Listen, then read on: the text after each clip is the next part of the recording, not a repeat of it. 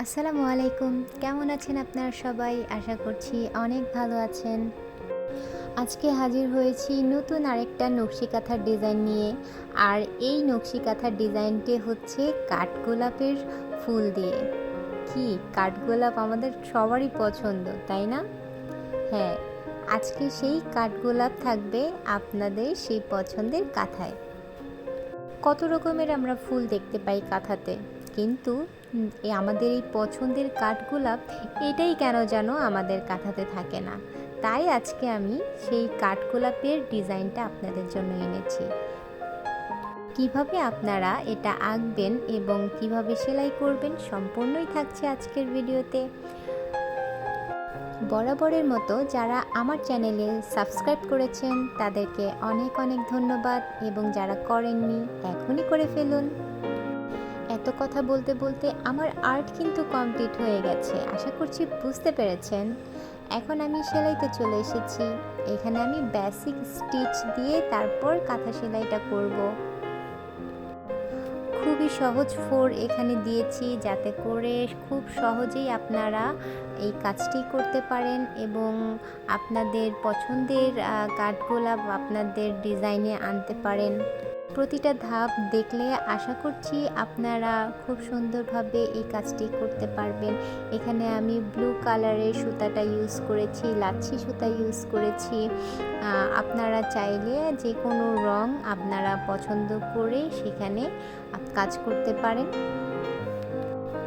এই ডিজাইনটি আপনারা শুধু কাঁথা নয়, কামিজ, বাচ্চাদের ফ্রক বা টেবিল ম্যাট এগুলোতেও আপনারা ইউজ করতে পারেন।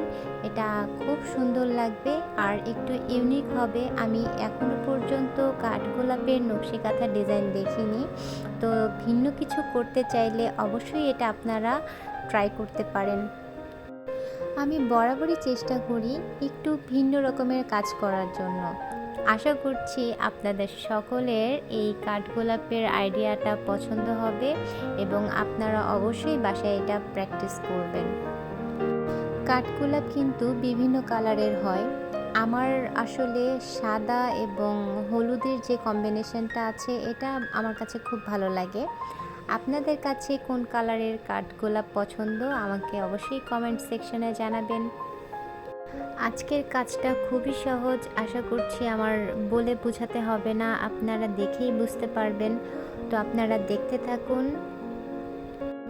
আর যদি কোথাও বুঝতে প্রবলেম হয় অবশ্যই আমাকে কমেন্টে জানাবেন, আমি ট্রাই করব আপনাদের সমস্যা সমাধান করে দেওয়ার জন্য।